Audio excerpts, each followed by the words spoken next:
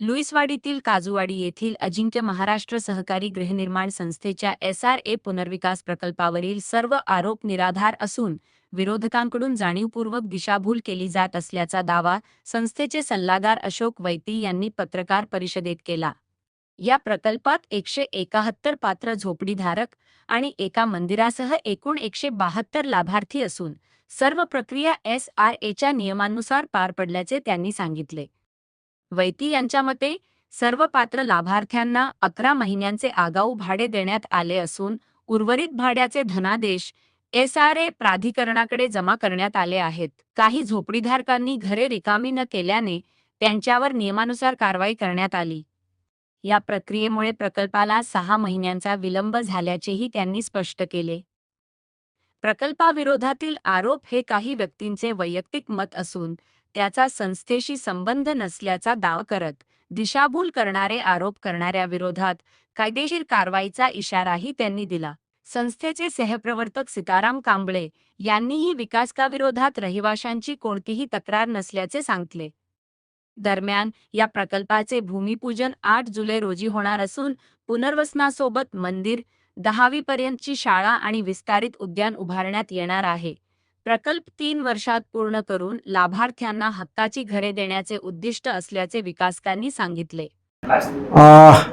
आज ह्या ठिकाणी पत्रकार परिषद घेऊन साऊथफील्ड असेल, त्यानंतर आमचे कमिटी मेंबर असतील, मुख्य प्रवर्तक ह्यांनी आज ह्या ठिकाणी पत्रकार परिषद बोलवली। त्याच्यामध्ये साऊथफील्ड डेव्हलपर्स LLP यांच्या माध्यमातून मुंबईमध्ये किंवा ठाण्यामध्ये विविध प्रकल्प चालू आहेत आणि ते काही प्रकल्प पूर्ण झालेले आहेत, काही प्रकल्पांची कामं सुरू झालीत। असं असताना अशा प्रकारचं त्यांचं तेवढी लॅबिलिटी नाही किंवा त्यांची कॅपॅसिटी नाही असं म्हणणं चुकीचं ठरणार। त्यांची पूर्ण जबाबदारीने ते काम करतायत इतर ठिकाणी, तशा प्रकारची जबाबदारी देखील ह्या ठिकाणी घेतलेली आहे। आम्ही देखील एखादं माणूस काम करणार आहे, त्याचं पोर्टफोलिओ असेल, त्यांची स्टॅबिलिटी असेल किंवा त्यांची कामाची कॅपॅसिटी आहे, हे सर्व तपासूनच आपण हे काम त्यांच्याकडे दिलेलं आहे त्या साऊथफील्डमध्ये। आणि असं असताना अशा प्रकारचं जर कोण म्हणत असेल ते चुकीचं आहे।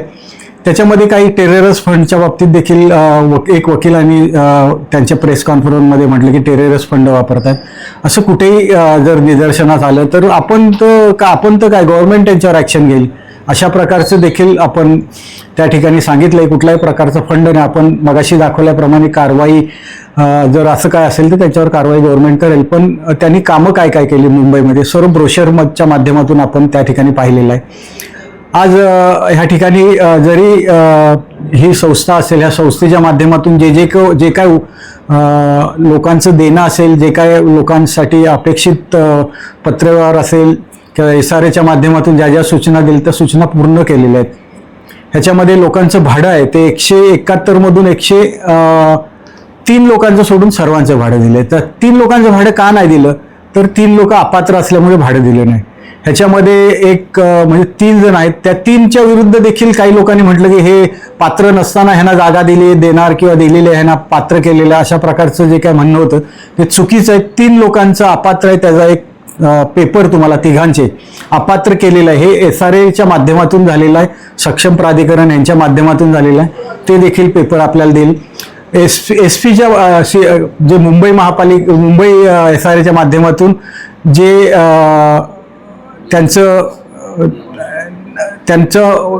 म्हणजे त्यांची बॅलन्स शीटच्या हिशोबाने असेल किंवा FCच्या माध्यमातून असेल, हे सर्व गोष्टी तपासून पाहूनच त्यांना ती मान्यता दिलेली आहे। मान्यता देताना मुंबईमधून दिलेली आहे आणि मुंबईमधून देत असताना त्या सर्व गोष्टी तपासून पाहिलेल्या आहेत।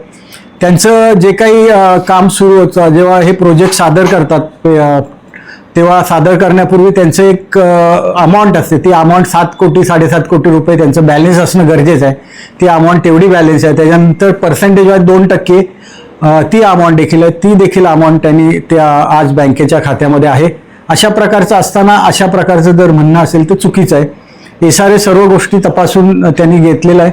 त्यामुळे मला असं वाटतं की जरी कुठल्या चर्चा जरी असेंब्लीमध्ये झाली असेल तरी हरकत नाही, ठाण्यामध्ये इतर ठिकाणी जर असं होत असेल तर ते निदर्शनं आणून दिलं पाहिजे।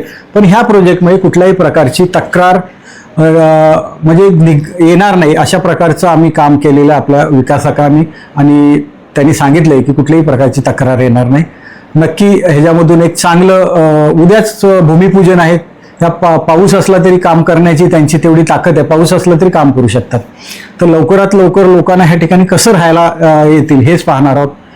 आणि ह्याच्यामध्ये जेव्हा पजेशन देणार आहोत तेव्हा पजेशन पहिला असणं SRAचे जे लोक आहेत त्यांचं पजेशन पहिला, आणि त्याच्यानंतर काही महिन्यानंतर जी बिल्डिंग आहे सेलची, रियाबची तर पहिलं देणार, सेलची बिल्डिंगचं जे पजेशन आहे ते नंतर देणार. सर, एकंदरीत सदस्यांनी जे वाद घातलेले सगळे मिटले का? मला तर वाटतं मिटलेत. त्यांना देखील तुम्ही उद्या जर आलात तर त्यांना देखील काही विचारा प्रश्न, बाबा तुमचे काही तक्रारी आहेत का, काय आहेत. जसं मगाशी सांगितलं, जो कोण कदम आहेत त्यांना जर तुम्ही ऑन कॅमेरा जर विचारलं तर तो पण म्हणेल ठीक आहे बाबा, काय नाही, आमचा वाद होता तो मिटलेला आहे. जर जाऊन कॅमेऱ्यासमोर तो बोलणारच, पण असं कॅमेरा जर बाजूला ठेवून जर बोलला तर नक्की त्यांना देखील ह्या प्रोजेक्टच्या बाबतीत समाधान मिळेल अशा प्रकारचं आपण काम केलेलं आहे. हे डेव्हलपर सगळ्यात चांगले आहेत, आणि म्हणजेच ते चांगलेच आहेत. कारण आमचे जे नगरसेवक पूर्वी होते आणि माजी महापौर अशोक वैती साहेब यांनी आत्तापर्यंत या एरियामध्ये डेव्हलपमेंटसाठी भरपूर प्रयत्न केले, आणि जेवढं काही केलेलं आहे सुविधा त्या त्यांनी चांगल्या रीतीने केल्या. आणि म्हणून त्याच्यामुळे काय झालं की सर्व जनतेचा त्यांच्या पाठीमागे पाठिंबा आहे, आणि जनतेला माहिती आहे की ते चांगलंच काम करतील, आणि त्यामुळे आमचा कुठेही काही त्याच्याबद्दल दुमत नाही, आणि हा प्रोजेक्ट यशस्वीरित्या पार पडेल अशी आमची आशा आहे. केला आहे जवळजवळ 99% मिटलेला आहे. एक कुठे 1% कुठं बाकी असेल कोणाचं काही, जसं आता मगाशी सांगितलं एक व्यक्ती आहे आणि त्यांचे बी काही मतभेद असू शकतात, नाही अशत नाही, माणूस आहे त्याचा मतभेद असणार. ते मतभेद सोडवण्याचा प्रयत्न आतापर्यंत चालू होता आणि याच्या पुढेही चालू आहे, आणि त्याच्यातून पण हा प्रोजेक्ट सही सलामत उभा राहील अशी आम्हाला आशा वाटते.